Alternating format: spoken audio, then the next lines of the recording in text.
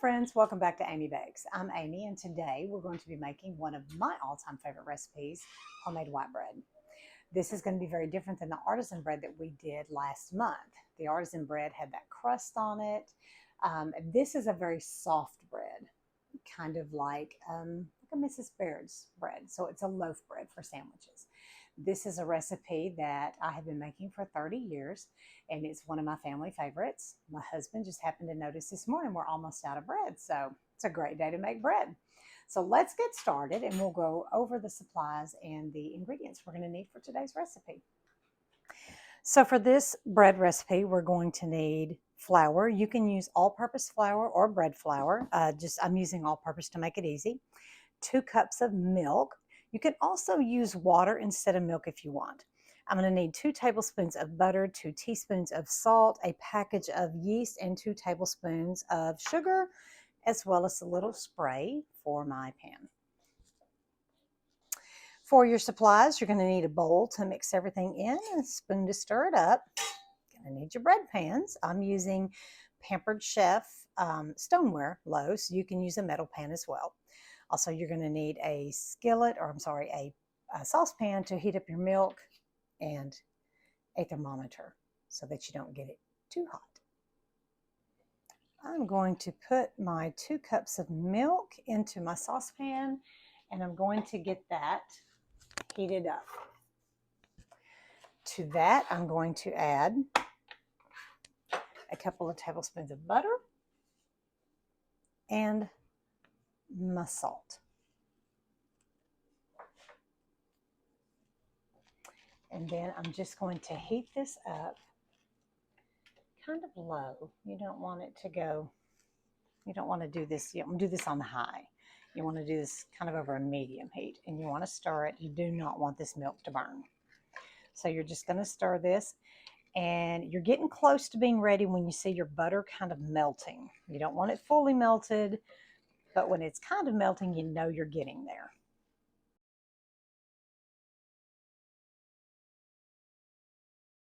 So while our milk was heating up, over in my bowl, I added the 2 cups of flour.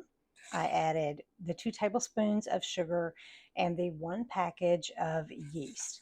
And you want to make sure that when you get your yeast that you do not get the rapid rise or the yeast for bread machines. You want to just get the regular yeast. And now we are just going to add that in there and then stir it in. So the recipe doesn't give you an exact amount of flour. And the reason for that is because there's no such thing as an exact amount of flour in a bread recipe, because the amount of flour you use is going to depend considerably on all kinds of factors. Humidity in the air. It's very finicky. Sometimes if it's Tuesday, you might use 4.5 cups, and if it's Thursday, you might use 5.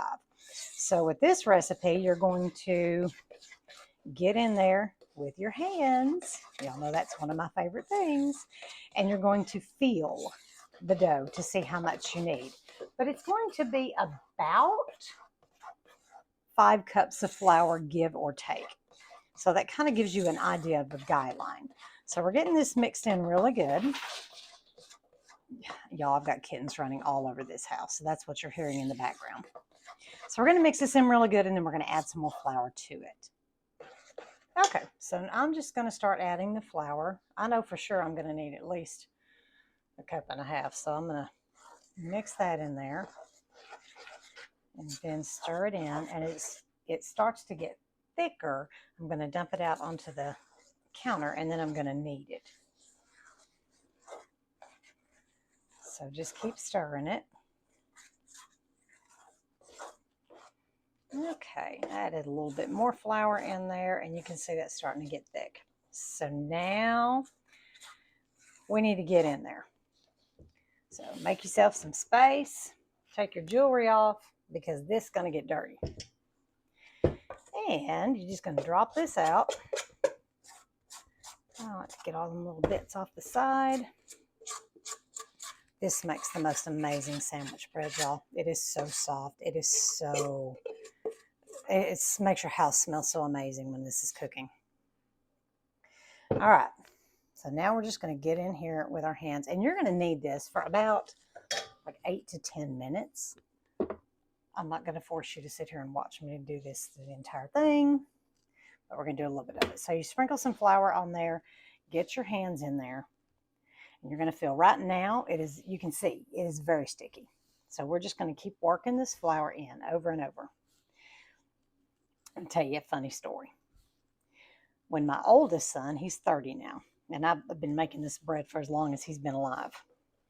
So when he was in grade school, I don't know, 3rd grade, 4th grade, somewhere in there, his school went to Mrs. Baird's bakery because they had a little bakery right there by the school. And so they did a little quick tour of it. So the whole class, the parents got to come, got to go through the bakery, and we got to watch the bread being made and through all the processes of it. At the very end, when we got into the very end of it, they had a loaf of warm bread. And so they cut everybody a slice of warm bread with a little bit of butter. And oh my gosh, everybody was oohing and ahhing over how delicious it was. And they were asking some of the kids, what do you think of it? And they asked my son, what did you think of it? He goes, I mean, it's good and all, but it's not as good as my mama's bread. So I've never been more embarrassed and proud at the same time in all my life.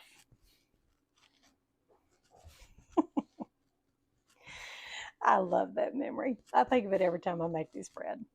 So as you can see now, it's not quite as sticky and it's kind of coming together, but it doesn't really look all that appetizing. We're just going to keep kneading it.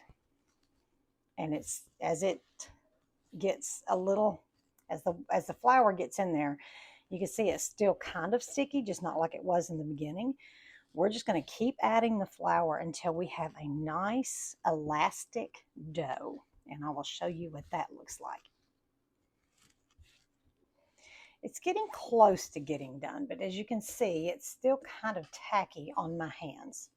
So you just kind of reach in and pinch out. As you're getting to the end, you just want to pinch a little bit of flour at a time. You don't want to dump a whole bunch on there. Just a pinch or two at a time. And continue working it in. The dough is actually changing the way it feels now, if that makes any sense. It is no longer sticky, and even though it's a little bit tacky, it's beginning to feel more cohesive almost and soft. This is very different from the artisan bread, the no-knead bread. This is a very, I don't even know how to explain it. It's a very heavy-bodied, and also it's got a little give to it. Again, just a tiny sprinkle. We are almost ready to let this go for its first rise. And this recipe, guys, is the same one I've had for 30 years. So I'm going to include this in the description for you. Just probably be best to go ahead and watch the video because it's very vague on its directions on the recipe. This is one I don't know where the recipe came from. My mom gave it to me, and it's a great recipe, and that's the only one I've ever used. So you just don't mess with perfection. Now you can see that it's not quite so tacky as I'm kneading it. And this is another one of those. It's a great little bonus arm recipe, or arm workout for you. There we go. I'm just going to keep kneading this. And to knead, some people have asked me, how do you knead? So let me show you.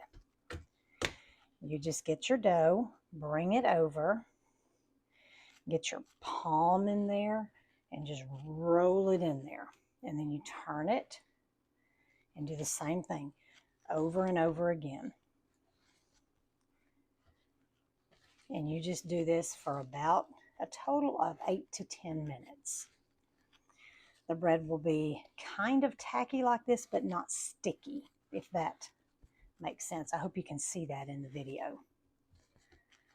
Might need to add just a pinch more flour. If you add too much, then your bread is not going to be as soft, so I really want to err on the side of caution here. So I might just powder my hands. There we go. Instead of the bread itself. All right, this is almost ready.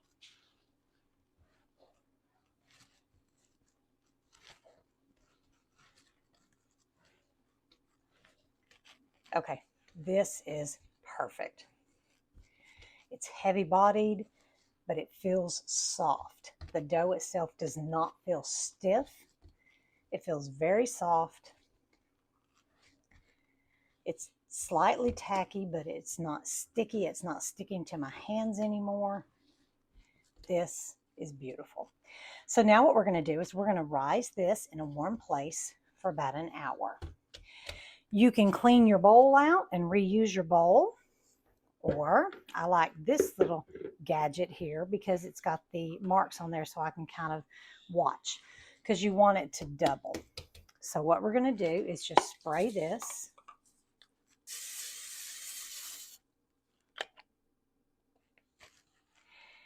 And then you're going to set your dough in, and then you're going to turn it. So you're going to put it in and then just turn it. That way both sides get that little bit of oil on there.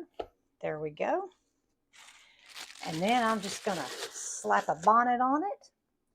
I'm at 1 quart, so I want it to rise to the 2 quart mark in about an hour.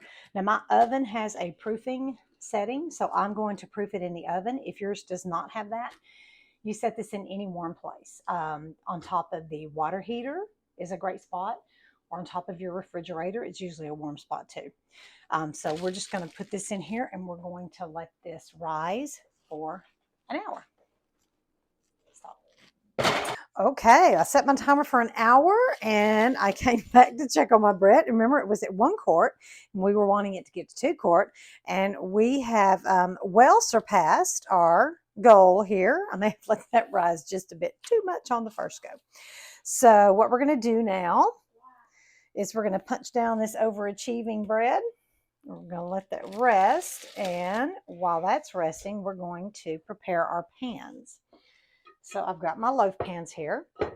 These are a little larger than my normal ones. My older ones were 8 by 5. These are 9 by 4, but they were metal and they started flaking, and I just haven't replaced them yet. So I'm going to go ahead and just use these today. And I'm just going to spray these so that my bread doesn't stick. If you get your stoneware really well seasoned, you don't have to spray it. I'm just always afraid it's going to stick, so I do give it a little spray. You're going to divide your dough in half, and you can weigh it to make sure that it's more even. If you have one loaf that's considerably larger than the other, you're not going to get good consistent results. So I do go ahead and weigh it.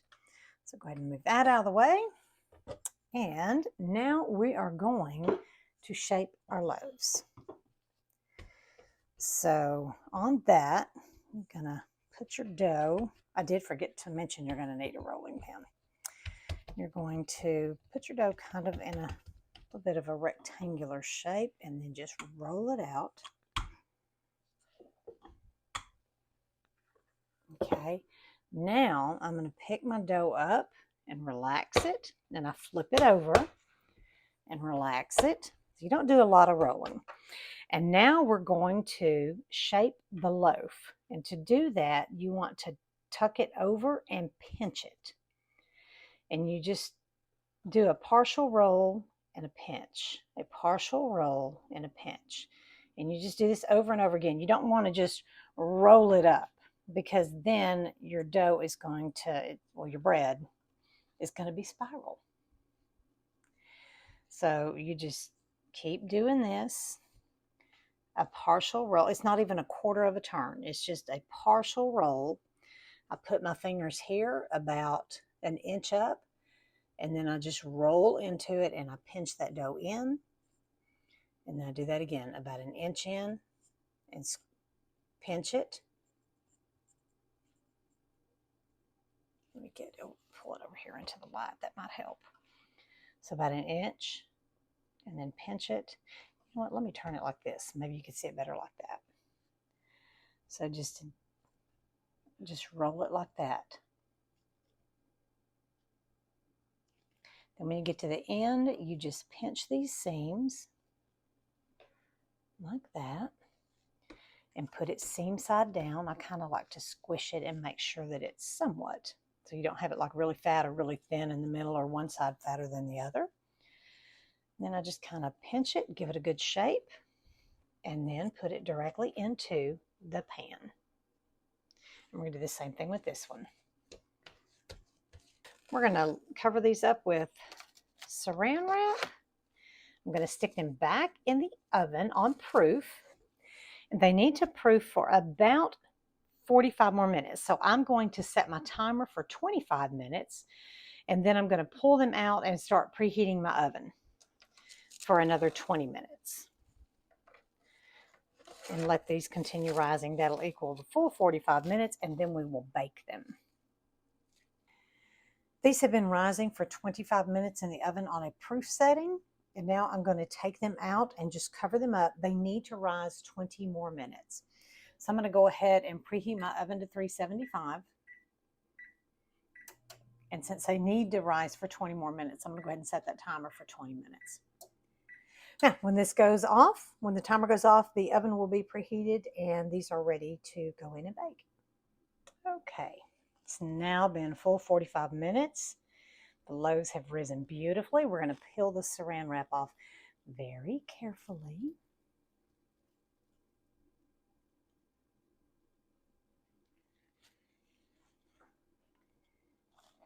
There we go. And now we're going to get these two lovely loaves in. We are got the oven preheated to 375 degrees, and we are going to cook these for 25 minutes. Okay, they have been baking now for 25 minutes. They are golden brown and absolutely beautiful. I'm just going to take these out and set them here to cool.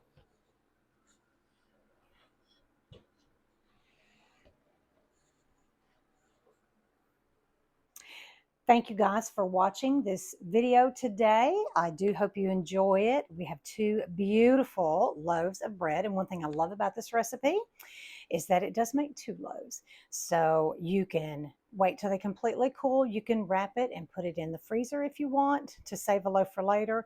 I usually eat one and gift one.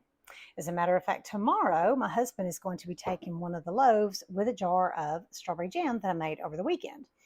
Another great love of mine is making jams, and I spent the weekend making 25 jars of jam, so I'm going to send one off with him tomorrow. If you make the recipe, leave a comment. If you have any questions about the recipes or any of the recipes that I do, please be sure to leave a comment. I do read all the comments. And if you have a question that I don't know the answer to, I will do my very best to get the answer for you. Also, be sure to hit that like and subscribe and that bell notification. I've got fantastic videos coming up. Next week, I'm going to be taking some vanilla beans and we're going to turn them into something magical. Then the following week, we're going to be doing a wedding cake. This is going to be a very unusual wedding cake because it is a chocolate wedding cake. So I'm going to do a tutorial on that one. The cake itself is going to be homemade, not from a box. So I'm going to do a video tutorial on the whole thing. And so, you don't want to miss that. Also coming up is going to be my husband's chicken and dumpling recipe. It is the best chicken and dumplings you will ever eat, I promise. So you don't want to miss that. Be sure and hit that like and subscribe button, and we'll see you next time.